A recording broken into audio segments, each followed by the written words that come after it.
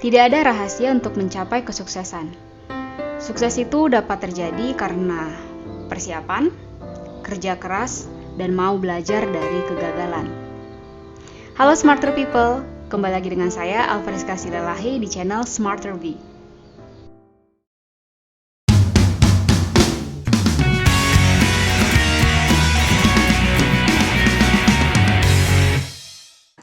Nah, ini kita masuk ke sesi berikutnya, itu Common Mood Rejection Ratio.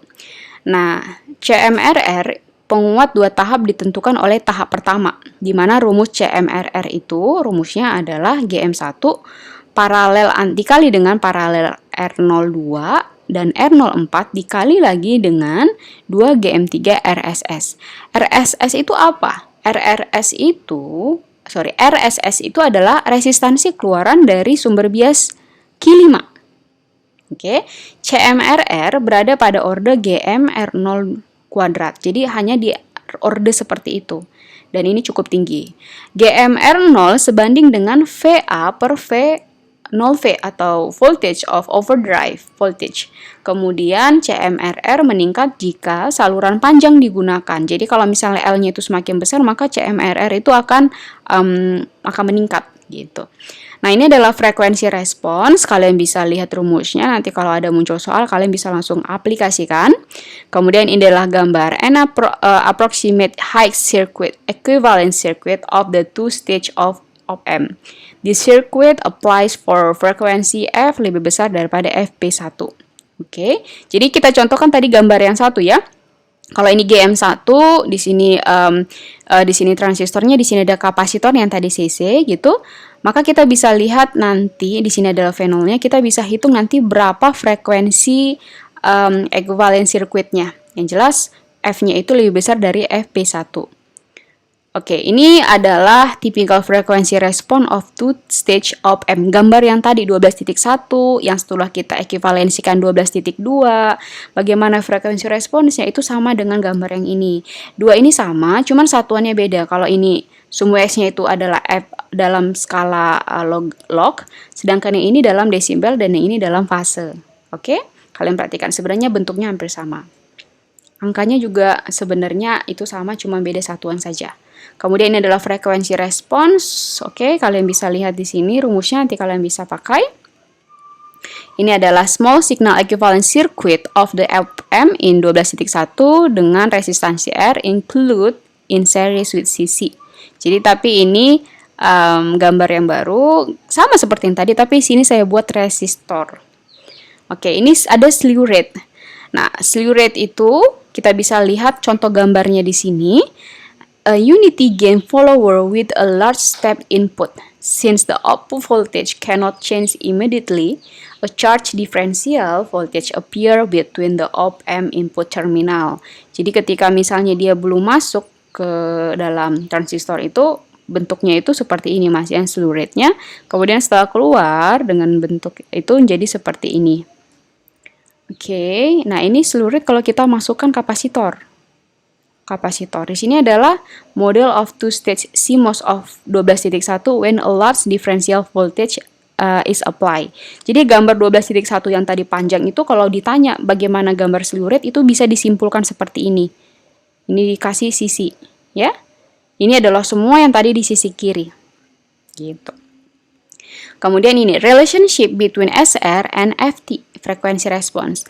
Hubungan sederhana antara bandwidth gain. Jadi di sini FT itu adalah bandwidth dan laju slew rate atau perubahan ketegangan itu ada di persamaan 12.31 sampai 12.40.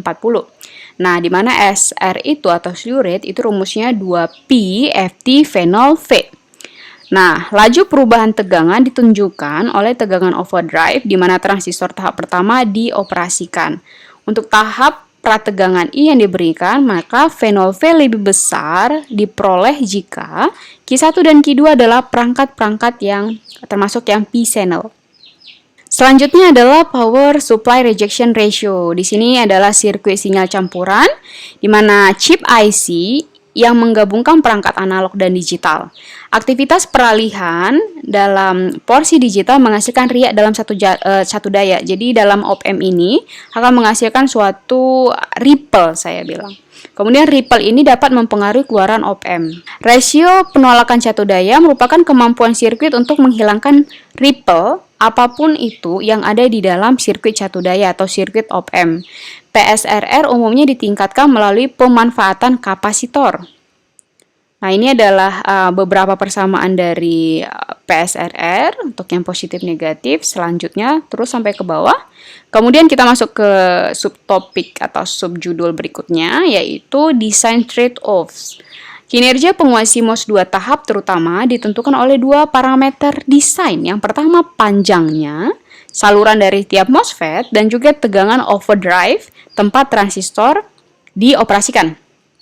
Kemudian ada juga frekuensi transisi, ini menentukan operasi frekuensi tinggi. Ini rumusnya.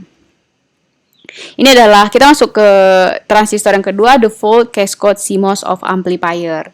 Jadi gambar yang tadi, kalau misalnya dibuat bertingkat itu seperti ini. Yang ini adalah input differential pair, sedangkan yang ini adalah cascade transistor, sedangkan yang ini cascade juga, tapi kita bikin current mirror. Supaya jangan tertukar-tukar ya. Differential, cascade transistor, dan yang ini cascade current mirror. Kemudian contoh yang tadi itu ini adalah rumus-rumusnya. Kalau kalian teliti lagi, itu sebenarnya sama saja. Nah, V input common mode maksimum itu adalah V0, V9. Berarti yang 9 itu adalah yang ini, Sedangkan V input yang minimum itu adalah yang 11. Dan juga dengan ada V0, V1. 11 dan juga V0, V1. Nanti kalian bisa baca sendiri, persamaan-persamaan kita tinggal adopsi saja.